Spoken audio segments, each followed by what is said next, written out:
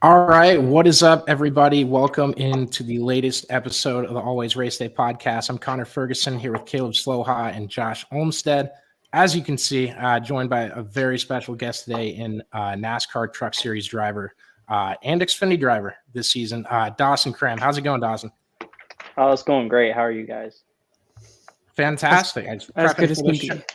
Prepping for the show, just reading your story and your career, and having a family-owned NASCAR Truck Series team in the year 2024 is a really impressive thing to do with how money is set up. And I was really interested in your upbringing and all that. I can't wait to talk about it. Okay, yeah. One slight correction. Me and my family shut down operation of Cram Racing Enterprises after 2021, but we did run 2 years as a family-owned operation. But now The I'm rest at, of us knew that. The rest of us knew that. He did not. I'm prepping for March Madness. It has been just I have questions for that later, but you guys hit them with yours.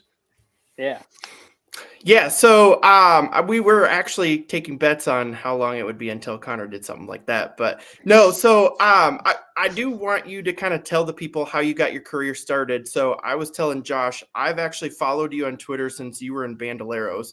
So it's been really cool to see, just how your career has progressed. So kind of just tell everybody, how you got started and what brought you to the Xfinity series.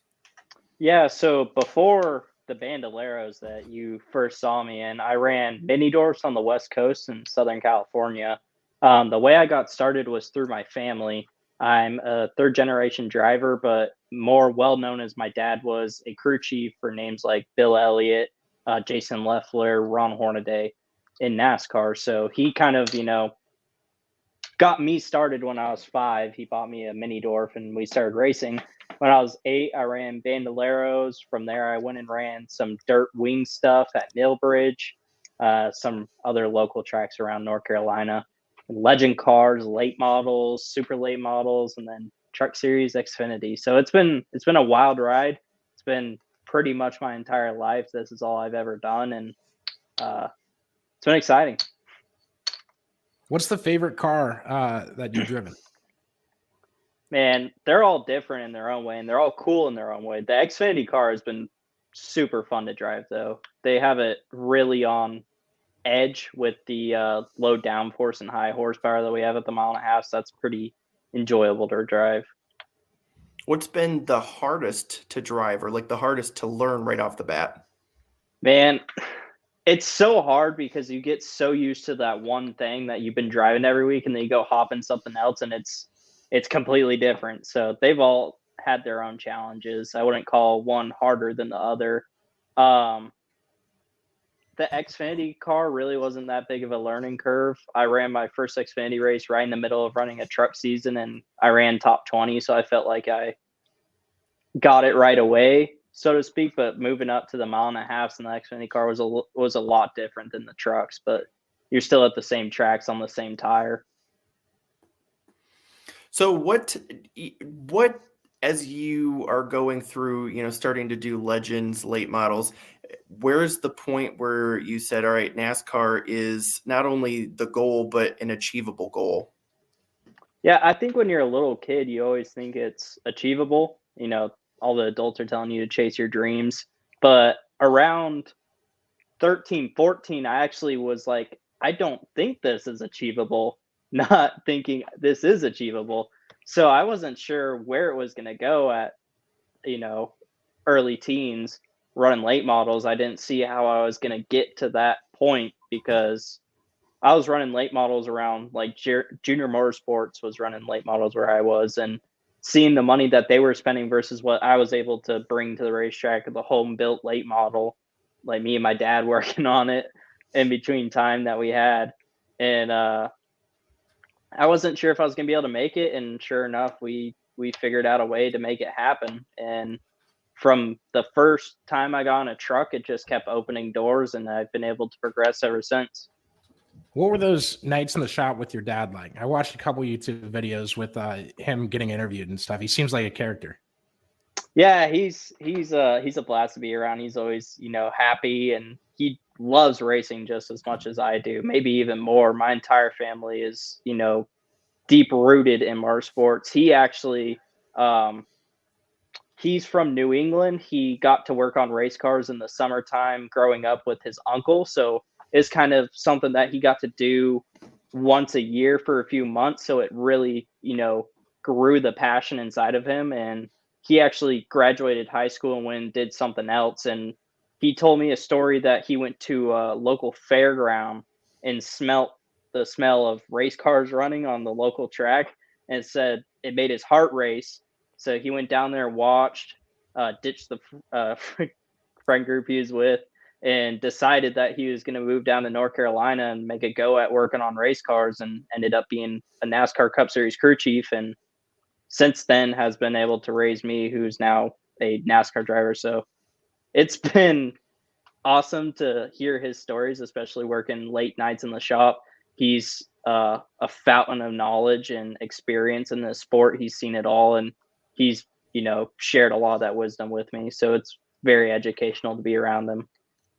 And I think it's important to mention too, though, like when you guys did have that truck team, you were pretty hands-on with the truck too. You're not just one of those drivers that, sat and watched other people do it. You were hands-on, grease on your fingers as well. Yeah, I've been extremely hands-on with pretty much all the cars I've ever driven in my life. Of course, you really couldn't be when you're a little kid, but I'd say from 10 on out, I was very hands-on, especially in my teens. I worked at a few race shops interning, as well as being able to go work on my car at night. So I'd go to school, get out of school, go intern, then get home and work on my own race car. So I got a pretty large education in working on them. I enjoy working on them, and I worked as a mechanic in this sport as a way to get opportunities to get to the racetrack and meet people. So it's definitely something I enjoy, and something that I have in my back pocket, so to speak, a trade, if you will, for negotiating. How valuable is that in a garage where you're trying to earn every ride that you get? I think there's a lot of rides that, like driving where I was last year at Mike Harmon Racing, I was very hands-on with the cars I was driving, and it really helped me get my foot in the door over there. If you look at the last few drivers that have been there, Bailey Curry and Kyle Weatherman, sorry, they're very hands-on with their vehicles as well. I know that Bailey works full-time in the shop at Nice right now, and Weatherman's full-time in the shop at DGM. So it's a niche little group, but people definitely latch on to it and enjoy it. So Dawson, you're from San Diego, and Iowa State got slotted in Stanford's region for women's basketball. I go on a flight there tomorrow. That is why the prep work took so long, and I had that mistake. I need some advice from you for an Iowan going all the way to California for the first time. What should I expect? Man. So I hadn't been to California since I was 8 years old, until last week or the week before, whenever we were flying home from Vegas. This is perfect. Great. My plane stopped in LA, and it seemed pretty normal to me. It just, there's normal people. People held the doors open for me, said please and thank you. I didn't see much other than the airport, but I can tell you about Las Vegas and Phoenix. I go there a bunch. Expect it to be really dry. It hurt my sinuses to be out there for like 2 weeks. Food is very expensive. Pretty much everything's pretty expensive. Gas was really expensive. I think it was like $4 a gallon for 87. So just expect what you're used to paying for things to be like 20% more. But the people are nice. The scenes are beautiful. The California is just like mountains and oceans and everything. It's actually quite beautiful to be out there. So I guess bring a camera. Fair enough. I kind of want to talk about how last season went in 2023. You ran a truck race, had a handful of starts through the Xfinity series, including in the season finale. You had a 19th place finish, which was the best of that year. Like, circling back with the Mike Harmon days, like, how was that? How much did that help in getting into the situation that you are now? And with having that 19th place finish at Phoenix as the finale, what kind of momentum does that bring into the 2024 season? First off, everything that Mike Harmon did for me has been able to produce where I'm at today. He really, truly did revive my career. I was in the gutter, downhill, going nowhere, sitting at home. Well, I wasn't sitting at home. I was spotting, but I wasn't in a seat other than he let me come and drive his cars. And together we built a very decent program. We had some great runs there at the end. We didn't miss a race past, I think, Michigan together, which is, pretty hard to do. There's some pretty stout fields last year, the same as it is this year, but he was very influential in getting me this ride, or just, my performance in that car and showing people that I was able to bring cars home, plus get them in on speed, has been pivotal in getting the opportunity that I'm at. Johnny, it's funny. I feel like Johnny hired me so I couldn't send his cars home anymore because there's a few times where I sent the now ride I'm in home last year. But I also got to run a truck race for G2G in Tim Vines. That was a blast because it was at Darlington. I've had a ton of fun. For some reason, I've run so many races at Darlington in a truck. I don't know how that's worked out, but I only had 31 truck starts, and I've ran like 5 races at Darlington. I had noticed that as I was going through. I was like, there's a lot of Darlington races here. Yeah, I don't know how that happened, but it has. I've had a ton of fun at Darlington in a truck, but it came to an end pretty shortly. We only ran one stage and then had to park it. My teammate actually blew up in front of me. It was Brennan Poole. He blew up in front of me, and then I was like, oh, maybe we'll have more tires to run. And they're like, no, we think you should park this one. So I ended up parking it. And actually, that truck caught on fire the next week at North Wilkesboro. So maybe it's a good thing that I parked. That's wild. Talking about tires, I didn't know if you tuned into the Bristol Cup race on Sunday. I want to know what you thought about that. I loved it. I think everybody loved it. I haven't heard anybody complain yet, other than some drivers were. Caleb, are you going to be the guy that complains about that race? Except this guy. No. The only complaint that I had is I didn't like those 2 stints where they got into like a Daytona drafting situation and they're just running, saving gas and everything. I don't want Bristol to be like Daytona where they're just pack racing. But otherwise, yeah, I mean, it was a very old style race. The stuff that you see at the short track level, like it was good, hard racing, tire management. Like I loved all that. The only complaint I had was I didn't want to see the stupid draft racing at Bristol. Sorry, Dawson, I cut you off. Caleb compares every track to Daytona. It's nuts. We're on a 5-week streak. Yeah. Well, I mean, here's the thing. So it's a kind of a good segue because I do want to ask, like we started the season. I'm not a huge fan of super speedway racing. They hate on me for it, but I want to ask your perspective now that we, started off the season as a small team, going to Daytona and then Atlanta. You got 2 of those drafting tracks right at the start of the season. Yeah, that was different for sure. Every year I've run, there's been like a different layout for where we go after Daytona. Like one year we went straight back to Daytona and ran a road course, and then the next year we went to Homestead. And the year after that, I think we went to California. So it's weird to leave there and go to Atlanta and do the same thing over again and run in a pack all day and just keep the nose clean. But that's the main goal of a small budget Xfinity team, is to go there and hope that everybody in front of you wrecks and you don't, and you collect a bunch of points. We didn't really do our job at Daytona. We did our job in Atlanta, and then nobody wrecked. So it is a tough 2 races, but my teammate had a really great race in Daytona following the strategy of don't hit anything. I think he finished like 17th, and there's a few other small guys that, followed that strategy and ended up with some good runs. So there's a way to do it and an art to do it in the small team bracket.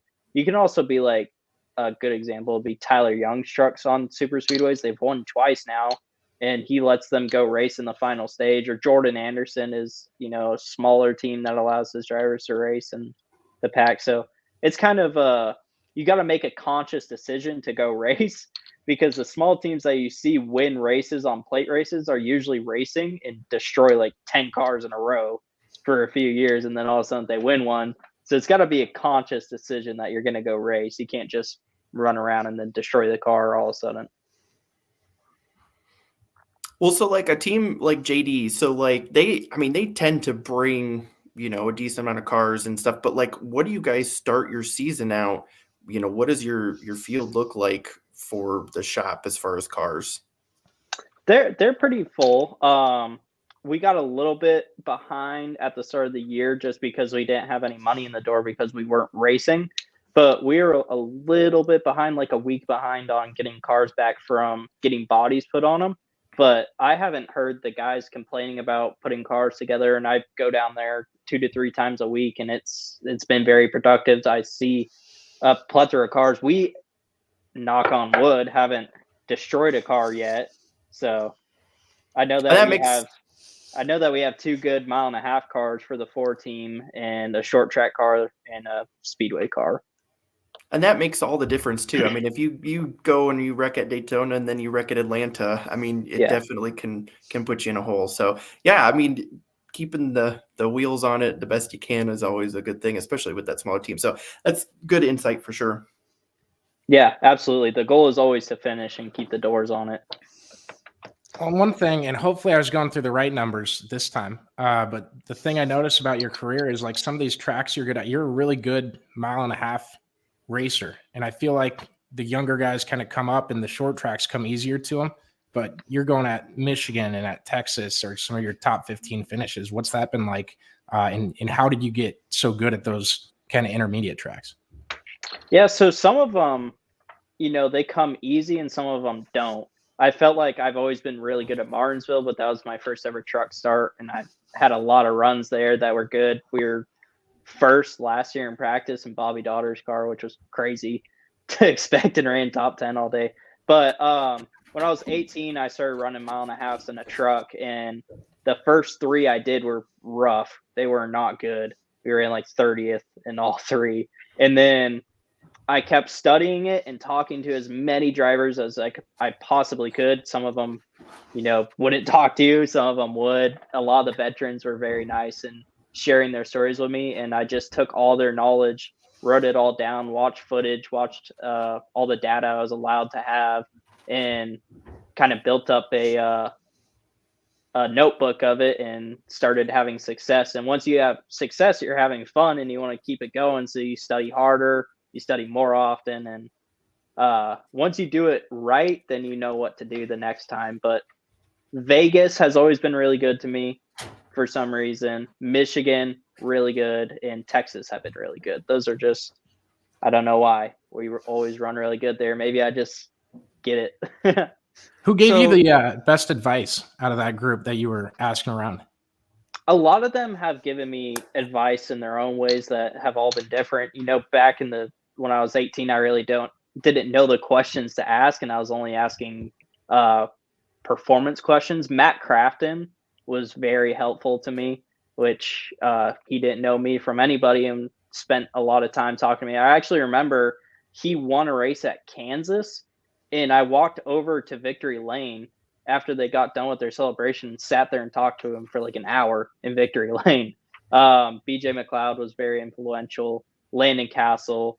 Brendan Poole has been a massive person for me to lean on the past 2 years. I call him up about once a week. I might have known him actually, but I talk to him for about an hour every week.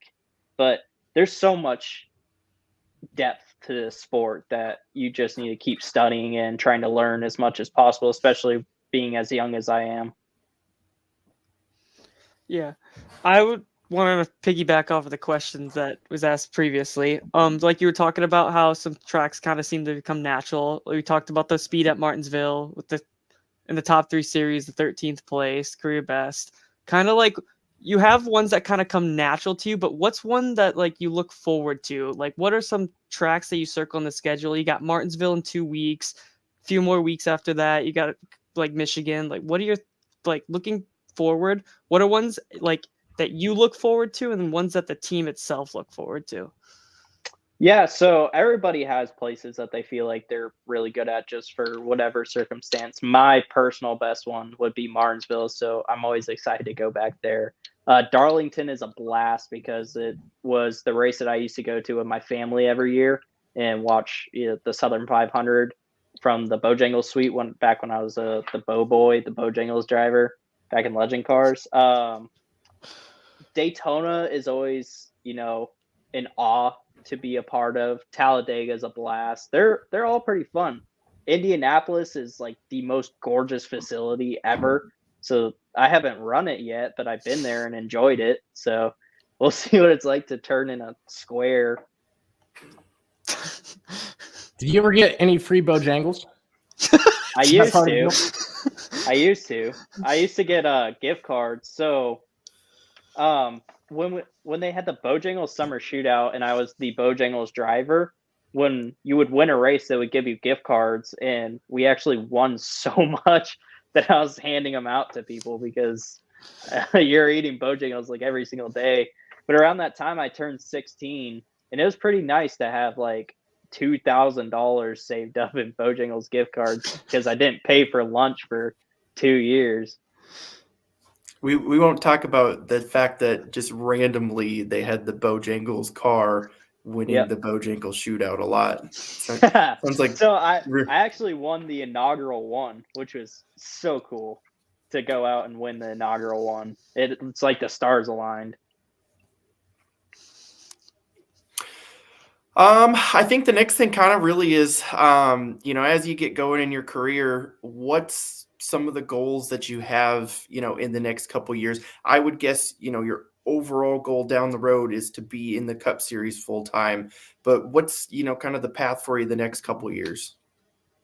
The path is, always to get to Cup, but it's also to continue my development in being a driver in this sport and continuing to get better business-wise and driver-wise, physical, anything. Just continue to level up and be better. All right, so I want to know, and you pick your dad, Mike Harmon, any of these people that have been surrounding you in your career. What's the wildest story behind the scenes that some people might not know that you can say on here? I should say. Off the record. Yeah, we're not live. We'll cut this. Don't worry. I know so many, but I've heard stories of people just like beating the crap out of rental cars, and I've seen it, and it's actually pretty funny. I've never done it bad myself, but I've heard some crazy stories. Like they'll drain the oil out and put chocolate milk in the motor instead of oil, and see how long it takes for it to blow up. Stuff like that. I probably shouldn't say that out loud. Now there's NASCAR teams won't be able to get rental cars because I said something. So I can't believe that that's not like more well known or more well documented. I know that I've seen it on like Comedy Central where they've gone and got rental cars from like local places and done that and got the insurance on it. So those are some of the crazier stories that I've heard. Man, there's not really much that you can say on here because that's why it's not in the public eye. Caleb, I just got the best idea for an exhibition race at Hawkeye Downs. What's that? There you go. So Caleb works pretty. What do you do at Hawkeye Downs? Give me your title. I help with their marketing and social media. Yeah, Hawkeye Downs is where Joey Gase is from, right? Yeah. Yep, and Landon. Yep. Yeah, and Landon Castle. Yep. And so we've actually Sammy Smith also kind of came up through us, and then William Solowich isn't from there, but he's definitely raced there a couple times. So we've had a good crop come the last couple of years. Okay, I got a good story for you. Back in the days of testing, of course, this was far before me.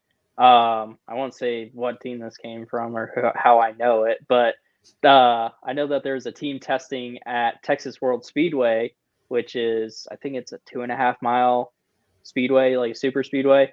They're doing aero testing, and they strapped someone in the right side of the race car and held up strings and stuff. And I know that people did that at the 5 mile track out in Arizona too, where they cut like rear clips out of the cars and run them with no rear clip just to see how much faster it go. Run them with no windshields or anything. Yeah, trying to get that speed record, but unofficially, I guess. Is there any chance that the next Talladega race you'll show up with a webbed glove? Probably not. I think he likes his point situation. I don't think he wants any impact. That was only noticed because it was on camera, Josh. Yeah, You can get that by. is true. I don't have an in-car camera. Hidden advantages. I Caleb, you mean, guys did got he anything go else? any faster? Like, where did he qualify before he got disqualified? Was it even worth it? I mean, what didn't he put it on the pole? I thought he was. I Yeah, I don't- thought I he don't was. think Like, Yeah, he runner put up. it on the pole, I think. I Well, thought that no, for McDowell was on the pole. Yeah, so for that race, but so Daytona is where he had it, and he ended up on the pole, and then Atlanta he was second. So it's Maybe there's something to it. yeah, that's the tough part. Is like how much did that really help him? Like that's the good question. Obviously, like it is some sort of advantage, but like I think how Kevin much? Harvick said it the best. He's like, I hate when they used to have him do stuff inside the car during his qualifying lap because you're no longer focusing on what you're doing. And then all of a sudden you miss the bottom and you just ruin the lap for no reason, trying to make like a little bit of difference. What's your take too? A couple weeks ago, we had the mysterious deal with all the truck windshields caving in. What's kind of your thoughts on that as well? They can say whatever they want. That was probably on purpose. All right. It's obviously on purpose. I mean, props to them for trying. I mean, I've never tried to do anything like that. I've had a roof come apart, but it was because a hood hit it. But it wasn't like a Bailey Curry hood come off, though, right? No. Yeah, stories like that. I mean, they always fascinate me just because I did it's always text Bailey, and I was like, "Tell me," and he is like, "It was not on purpose." So it might have just been something happened and the welds came loose. That's his on the record answer. Yeah, I was just gonna say. I mean, that was a private text. That's what he said. Yeah, but he knew you were coming on this podcast. True. Yeah. If you end up on the next penalty report, by the way, Caleb said he'll cover half your fine. He told me before. Yeah, totally. You guys got anything else? Wow, that was so cool. Do too much of that. Dawson, thank you so much for coming on, man. It's been great talking to you. Yeah, thank you guys. Thank you for having me. And good luck. Is it this weekend at COTA, your next race? I'm running Richmond next. Gotcha. Look forward to that. That's close enough to those Phoenix and Michigan type tracks, the 1.5 miles, I guess. Yeah, I'm excited for the next 3. The way I think it's not the Richmond, same Martinsville, Texas. He's good at Phoenix, and I mentioned the intermediate. It's whatever.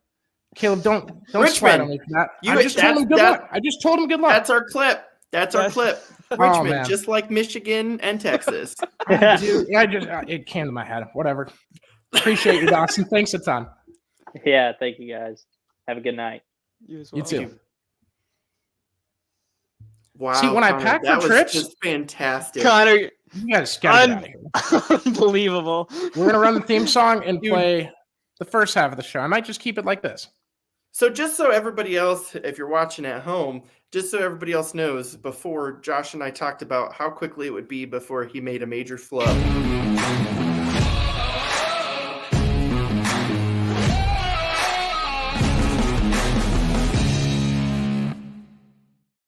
That is too Cut you off with the theme song. That is too much power for one man. We knew it would be. Okay, so how I want to defend myself. And before you started bringing up like basketball or college sports. I'm going to California. He's from California. I'm flying there tomorrow. It could not be more on topic. All your questions that you had to ask him, like the first 3 you asked, immediately just like had irrelevant possible answers. Like someone from Cali, like what do I need to know? I haven't You're been on my podcast criticizing my questions, Josh. Oh, boys. Well, we appreciate Dawson for coming in. Also, we should probably give a shout out to Karl Auto Group because I think Connor missed that at the beginning too. We can do it now. Sure. I think we're going to keep it in this order, but really appreciate the fine folks at Karl Auto Group for presenting our show and allowing us to do what we do here at Always Race Day. They are a fine group of people. If you're looking for a car, look no further than the great guys at Karl Auto Group. I would not. I got to throw my excuses out there. I would not recommend putting chocolate milk in the engine of your Karl Auto Group car. Yeah. I agree. We'll get to that rental car race in a second. What's going through my head, his best finishes came at like Phoenix, Martinsville, and 3 intermediate tracks. And I said Michigan, thinking I I was want to going know to where say you got Martinsville. Texas from. I don't know. I thought Texas was on one of. I was looking at his top 20s. Okay, And I this was is gonna why say- we I might can't have nice looked people one on. line. I was up, left, I was right. deep into the research for like a half hour before. This is why we can't have nice people on, because Connor, we're like, oh, we're the racing experts, and then Connor's like, yeah, Richmond's just like Michigan, college sports. I meant to say, Jesus, you guys. Oh my goodness. Anywho, let's get into NASCAR at Bristol and the absolute 90s race that was. You had the bottom groove at Bristol, and you had tire wear, a lot of tire wear. Hamlin ends up getting the win. 5 cars on the lead lap, but it didn't feel like that. What's your guys' take? It felt like that. Yeah, like It's I damn don't. entertaining. I wouldn't say it felt like that at all. I mean, personally, like that was a hoot and a half, in my Yeah. opinion. Like that was everything hoot and I a half. asked for. That's our quote for the week. But like, no, that race was absolutely fantastic. Like I loved everything about it. I mean, what was it? A record for most lead changes in a short track? Like that's all I could ask. Like tight battle for the lead. I don't care how it's happening. Like it wasn't like this that Caleb complains about all the time. It was guys actually getting shuffled around, like moving to the front. What I said One in of my Caleb favorites. comparing that to Daytona is absolutely insane. There was no drafting happening whatsoever. They were just trying to stay a second and a half off the pace. That's not the point. I didn't say, oh, they were drafting. I said pack racing. I've said that multiple times. We can pull the record. We should He pull did- he the did say panic that, button record but- at some point. Yeah, and you guys are going to be sorely mistaken on that one too. The only thing I have to say, like the tire wear was good, but it was too much. We can't have the tires going from 100 to 0. We can't have it at 40 laps. It needs to be a little bit longer, which I know that was not Goodyear's intentions. Obviously, the track was not taking up any rubber at all, and they said, in the fall they had it to where tires were pretty much gone right at the end of the 500 laps? The runs? Yeah, right at the end of the 500 laps, the tires were just ready to go. No, right at the end of like the fuel run is when they had them wearing off. So it's definitely something that they want to look at. But I'd say really that's the only fix. So there's Yeah, two I mean, things about that. Hold on. Yeah, go for it. We got it. There's two things I want to bring up about the tires that I thought was very interesting that they did in the broadcast. Is what one of them was they showed the thing about Noah Gragson in his like team meeting. They got like the inside report of it. They were talking about like the fuel mileage, like the stage lengths, the fuel mileage, and then because it was like 109 laps they could push. I don't quote me on that, but then they even was like specifically said that like tires probably no more than 50.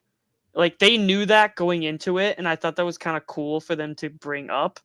And then another point that I thought was very interesting was they talked to one of the Goodyear officials. I don't remember his name, but they had no idea why. Like obviously the track wasn't picking up rubber, but this was the same exact tire we saw.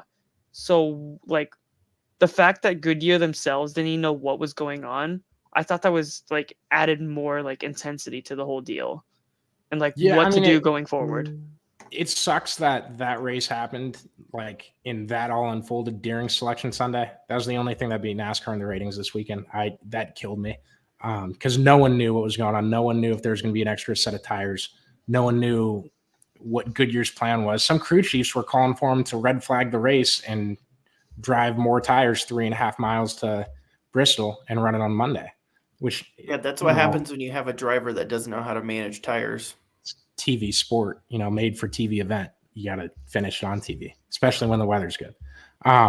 But no, I am curious as to how the resin may have affected the rubber getting laid down and stuff like that. But either way, it's like The resin was many- like gone. Like it was so faded by the start of the race.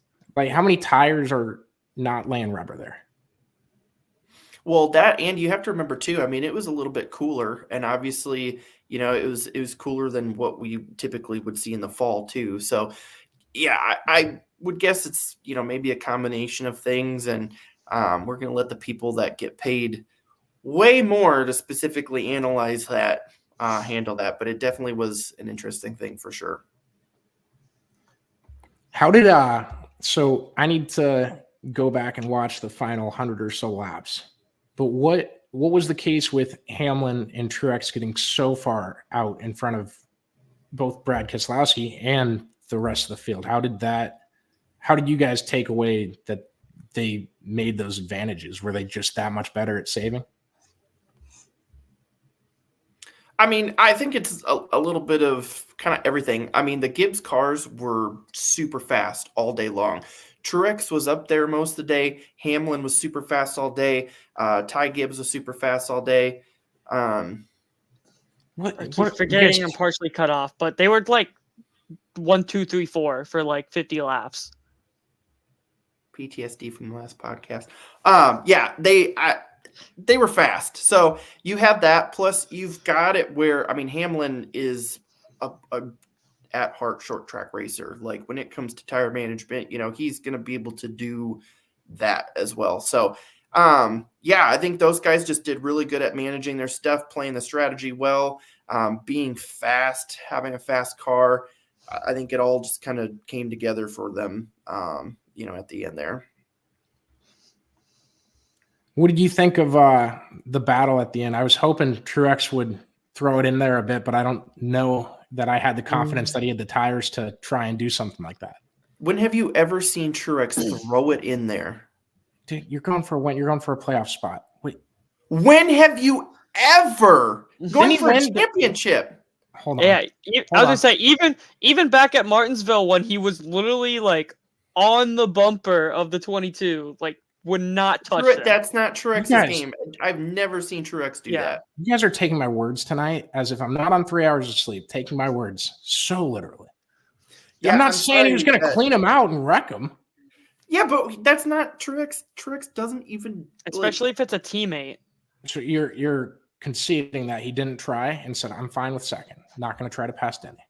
He didn't have the tires to, and he even said himself, he was like, "I am so happy with a second place."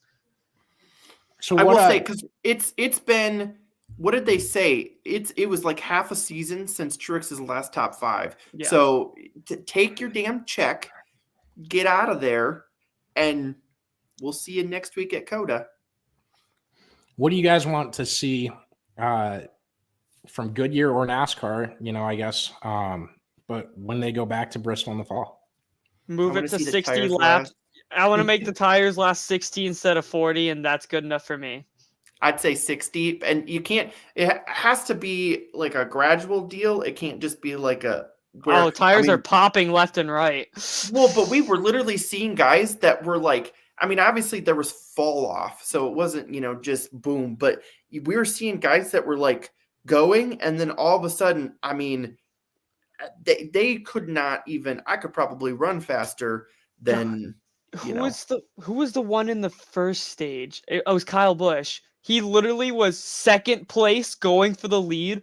5 laps later, he was 28th. Like I think Kyle Busch saved a lot of people's days with cautions. He had some quote during the race and said, "I'm glad I'm the one saving everybody's stuff." I haven't cussed on this podcast yet.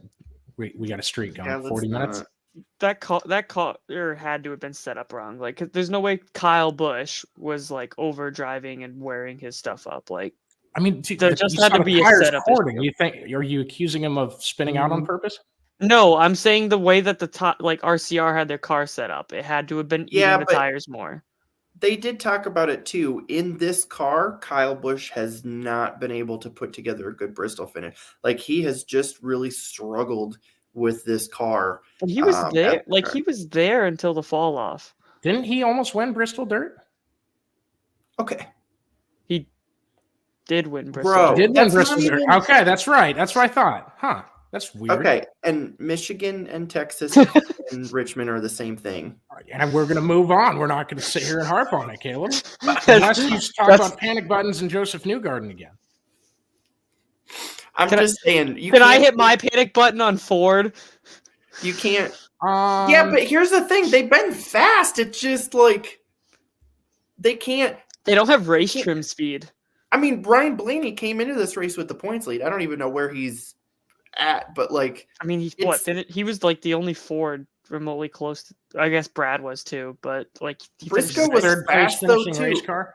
Logano and Cindric were outside the top 20, and then Blaney put it 6 or something like that. McDowell ran top 10 almost all day. Like it's hard because they've been so like up and down.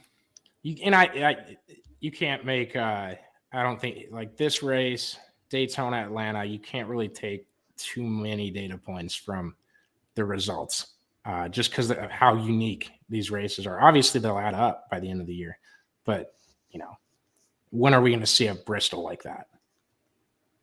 Another short track like that. Very clearly unique set of circumstances. God, I had something else, and did you guys notice that the top 3 guys are like the 3 oldest guys? The podium on Sunday was like the top 3 oldest guys in the series. Yeah, because it was a very experienced tire managing race. I mean, shouldn't really be a surprise. Plus, you have those guys that like you think about the guys that have came in the last several years where we've had the stages and everything. Those guys aren't used to managing races like that. But the Denny Hamlins, the Martin Truexes, those guys were there before that, and they're used to those kind of races. So they've got experience in that where the Harrison Burton really hasn't. Yeah, that's a great point. Josh, we got Sanchez and Friesen. Take me through it. So, Caleb, what happened like between the on track? Do you know exactly? I do. What led to Friesen that? is Been talked. Not Friesen. Connor will get mad at some of the things I want to say, but friend of the show, Stuart Friesen. Okay. Sanchez got to the outside of Friesen, and they got onto the straightaway, and Friesen just acted like there wasn't a truck on the outside of him, which we've seen at Bristol before. Like, don't get me wrong. What? Not keep going. We've seen that at Bristol before. Like, it happens, right? It's just part of Bristol. But then what you don't do is after the race, after you put a guy in the wall, you don't go shove the guy that you put in the wall.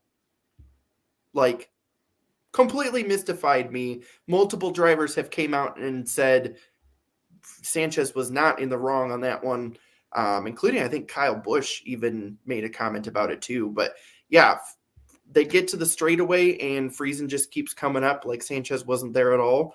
And if this is a short track race with no spotters, Friesen's got a point. But this is NASCAR when we have spotters. And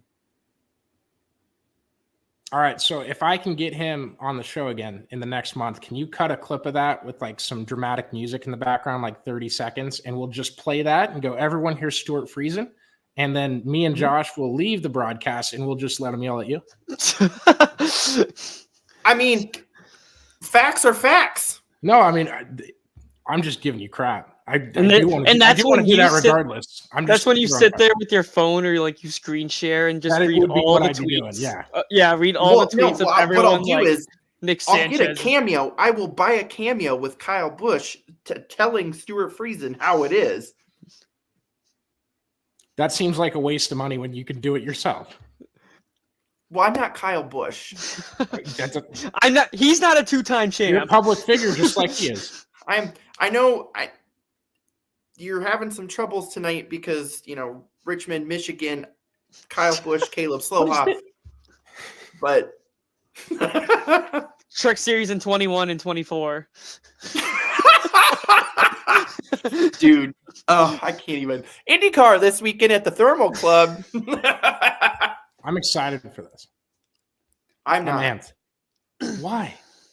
I have my concerns. I think the format's dumb, and Scott Dixon agrees. So I'm just going to say that right off the bat. It's an exhibition race. They're trying to do like an all-star race. Obviously, here's the thing. You're gonna have an exhibition race. I know I'm being Connor tonight. What is the thing? You have an exhibition race that's gonna be a 10-lap shootout with 12 cars. The feature is 20 laps according to the sheet I got sent. Do you not read the effing podcast rundown? Let him finish. I know that tonight's been a struggle with half facts, so I'll fill you in on the rest. Please do. They're doing 10 laps. They're doing a break, and then they're doing 10 laps, i.e. a 10-lap shootout. Josh, can I put you on a research mission? This is true. We fact-checked it at the beginning of the show before we even got on. I wasn't questioning the trugarity. Not a word. I know. What's the length? What's the length of this racetrack? 3 point something. Oh, gotcha. It's like a smaller Road America. But apparently they said like the 20 laps they can't make the fuel run, so that's why they have to do the break. So why can't you just do like live pit stops? Yeah, why didn't you have a race? Or hear me out, have more than half your field in the race. For the All-Star Challenge, you want more than half the drivers in the field? Do you want half the NBA in the All-Star game? I don't. There's a lot more players. Right. I mean, I'd rather see more. But how much? 3.2. It's 3.067. Okay. No, 19 turns. Yeah. I'd love to see more. I'm not against more, but it's $1 million challenge with an exclusivity race. It's an exhibition race. They don't want. You don't want to tear up too many cars in a race that doesn't count for points. That would be my next point. What are guys going to do? What are guys willing to do for the largest purse other than females?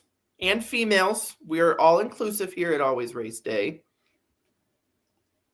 What are people going to do? Guys are going to kill me.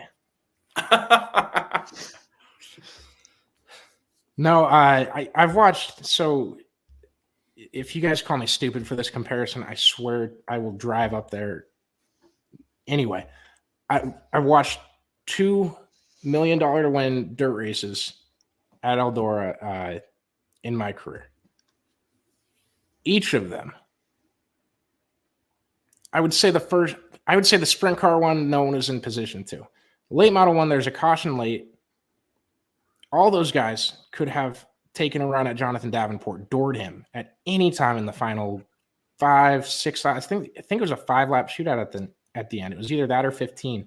But Davenport had lapped up to the 5th place car, and it was the top 5 racing for $1 million. And that's a massive deal in that line of motorsports. And no one even went for a dirty move whatsoever. I think sorry to bash anyone's excitement. The IndyCar garage respects each other just about the same.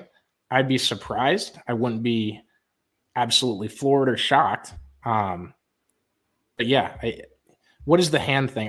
That's the end of my statement. What happens if Roman Grosjean makes the field? I was gonna throw in the caveat. There's a couple guys that might try something. We've seen Rossi, Rosenqvist. I'm not calling these guys dirty drivers, anything like that. But you guys, you can get squeezed anywhere on the track. Things might happen.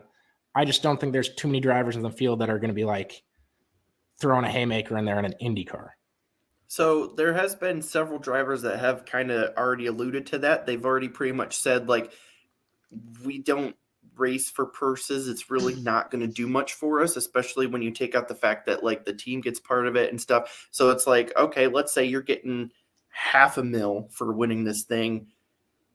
Is it worth tearing up and destroying an entire car for no reason? Because, so some drivers have already alluded to that. But one thing that I think it was Scott Dixon also mentioned, he goes, we're not real motivated by the money, But for some of the young guys who, are looking for a win, looking for a chance to prove themselves, or are looking for that cash, that could be in a situation where if we get one of those, young guys that are in that position, we could see something kind of entertaining. But I have the same feeling that when we go there, it's, not going to be a, crash fest like we think. The heats could get interesting if you're going for a spot in the race.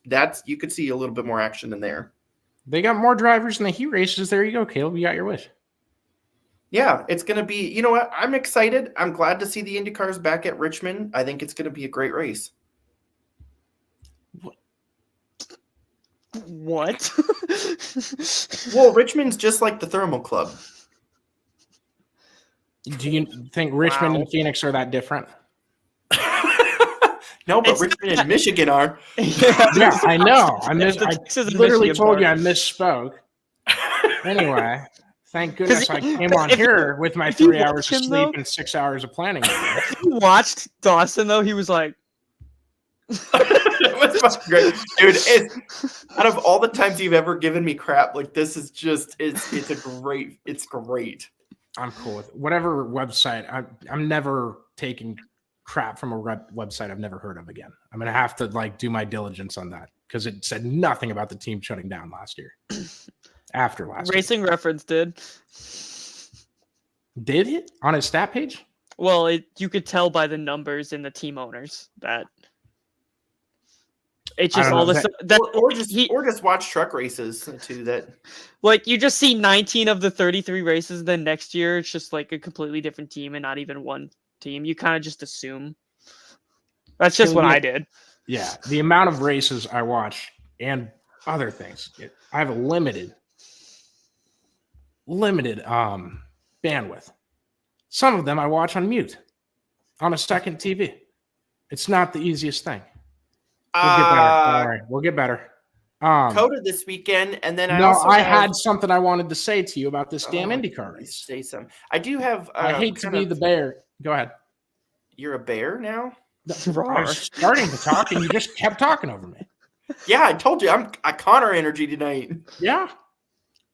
Go. We say what you're gonna say, and then we got COTA. Okay, that's what you interrupted me for. You were going to continue to talk about. No, we're gonna continue on with something else. But say what you're gonna say. My biggest complaint about this race: if you're doing this $1 million shootout exhibition race made for TV event, why the hell are you putting it on March Madness Sunday? That's the dumbest thing you could have done. You want to go for TV ratings? Don't go up against the biggest sporting event of the month. Are they going to do it 6 months of the year? Are they going to do it on Thursday when there's 100 games? Are they going to do it on Friday when there's 100 games? Are they going to do it on Saturday? Last Sunday, next Sunday, 4 Sundays from now, anytime in the first 4 months of the year that isn't in the month of May. Any other Sunday. I cannot stress that enough. Any other Sunday. Absolutely stupid to go up against the NCAA. I realistically don't think that was in their agenda. In what agenda, Josh? Are you telling me that TV ratings don't mean anything to IndyCar? I'm just saying I realistically don't think they factored that in. You don't think IndyCar, of all the tours we cover, is factoring in anything about TV ratings? I have seen their marketing ways. I believe that they probably didn't factor that in. Goodness. I'm gonna have a heart attack. I'm gonna have a heart attack tonight. That's the dumbest thing you've ever had, dude. I just frankly don't think that was something that was in the You don't think they look at TV ratings very heavily? It's a topic on Connor Daly's podcast every week. I just don't think that they were like, oh. We should look at the second biggest sporting event of the year and think maybe we shouldn't go up against it. When it goes on for 2 to 3 weeks, I'm not doing it. It's the 4th day of the biggest 4 days. Okay. And I'm sure there's games next Sunday too. It's the one Sunday where there's really important games being played at the same time your race starts. Yeah, there will be next Sunday. And then there won't be next Sunday. There will not be next Sunday. I believe those games start at 2. on the Elite 8 level. So if you ran a race starting at 11:30 Central Time, like this one does, the first game of the day will start at 2:15. You got plenty of time to run your All-Star event. I know I'll be watching the Thermal Club and not March Madness, so I don't really care. Hey, I'll have both on. Screw that. Oh, see, I said it nicer than in the comments. It's non-sport more higher bet. Yeah, that's fair. Kevin says it was. Sorry, I'm trying to vet comments a little bit. Especially from Kevin. No, Kevin's the first one. Kevin, are you doing a Jerome Tang impression? But Kevin says it was a non-sport moron hired by INDYCAR who has a master's degree who scheduled it. I'm not sure how serious the claim is, nor how true it is. But come on, man. It's so easy to avoid. I mean, the only other thing you could have done on a worse Sunday is schedule during the Super Bowl. You're talking about the series, though, that they multiple times throughout the year will start their race at the same time as a NASCAR race. So, like, there's something with that TV slots and stuff. I agree. I came on here and said the same thing. The only And for the TV love slot of God, that works. can we start it at different times? I completely agree with that. That is part of this point. I just Get think your it races. would have maybe there's availability conflict with other tracks that they couldn't do it this week. maybe Thermal Club has only specific availability. Tell that those too. pinky uppers to stick it. Maybe I censored myself there. You see how good I'm getting? maybe Thermal Club, Graham I love you Rahal. guys right now. Don't do anything to get on my bad side. Maybe Graham Rahal only had that weekend available to run. So You're just throwing everyone under the bus. Everyone that is ever potentially going to come on the show is going to have. We're going to kick off every interview with Caleb saying something bad about the driver we're talking to. heck yeah. All right, COTA this weekend, real quick. Talk, Caleb. Hi, my name is Caleb. COTA's this weekend. Yay. Not excited. Meh. Remove it from the schedule. Meh. I think it's a beautiful track, but that's about it. You talked over Gorgeous. me at the start Gorgeous. of what was supposed to be this segment. Kevin, I agree. Who puts a road course track in Texas on the schedule during March Madness? So that Kevin's asking the same question for NASCAR. I'd agree. Don't race on March Madness Sunday. He's being sarcastic. You should absolutely be racing on Easter. It's a holiday. More people are watching TV, and there's nothing on Easter except for baseball. Get rid of COTA. Put 2 Iowa Cup races. Okay, so we're talking about the race here. We don't have to silly season schedule everything. I'm just saying. Ross Chastain is in the race at COTA, and that itself makes it exciting. That is true. Who do we think is going to win? Honestly, you can't look very far past Tyler Reddick. No, he's been money the last few years with these cars on road courses, and I'm interested to see if he keeps up the consistency or if there's any fluctuation as drivers get more and more familiar with this car on road courses. Obviously, before he was taking over, and I might be missing some in the middle here, but Chase Elliott and Martin Truex were the top 2 on road courses every week. So we'll see. I think I'll pick Reddick. I haven't decided yet. Picked him. He just did. Are we still doing this? We haven't even came up with a point system. No, we have. We have came up with the point system, and your man is in first place. Oh, the fantasy league's the point system? I guess so. Okay, so I'll use one of my Tyler Reddick starts so I can pick him too, which takes the whole point of this away. We could take the same 5 drivers if we all had room for them. I kind of want to make a Connor pick this week. Oh God, Brett Moffitt's not going to win at COTA. Not necessarily a biased pick, but one that's what is a Connor pick? Wild, a wild pick. Find out. I'm taking SVG. I'm taking SVG. That's not wild. Just like picking a guy who bad. won. Just like picking a guy who won the race 3 years ago to win the exact same race in the exact same car today, which he was on the podium. Was it podium or top 5 that Colton Herta was? He's up front. SVG won a road course race last year in his only start. So he's He's undefeated at road courses. This is the safest pick ever. He raced at Indy road course. You're please, for the love of God, Racing Reference. I'm not going to spend 2 hours on Racing Reference to check that before I answer that comment.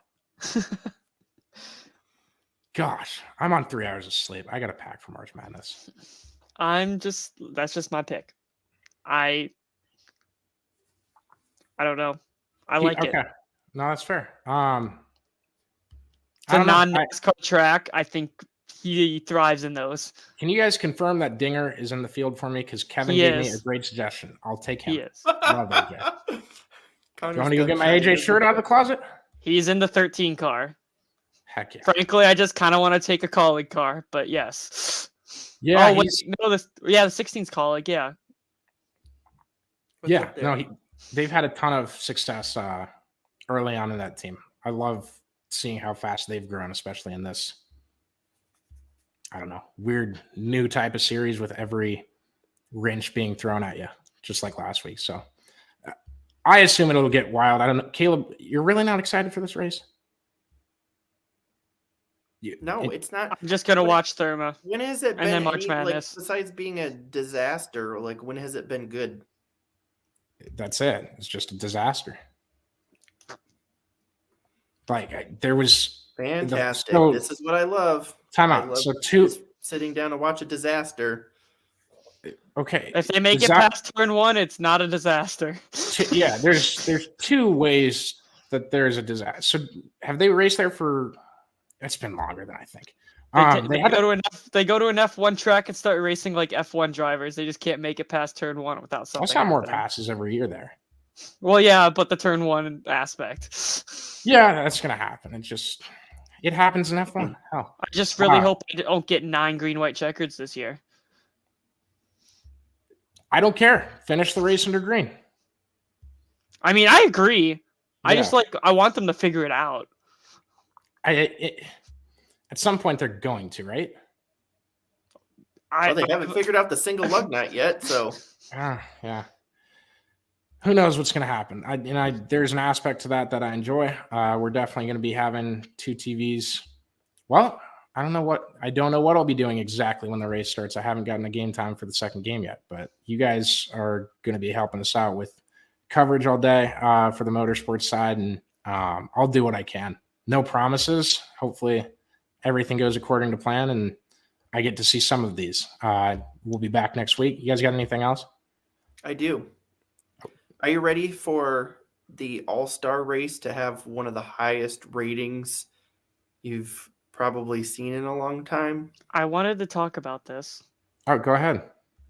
There's going to be a special guest participating in the All-Star race. Rumor alert. Are we allowed to say this? No. But we're gonna.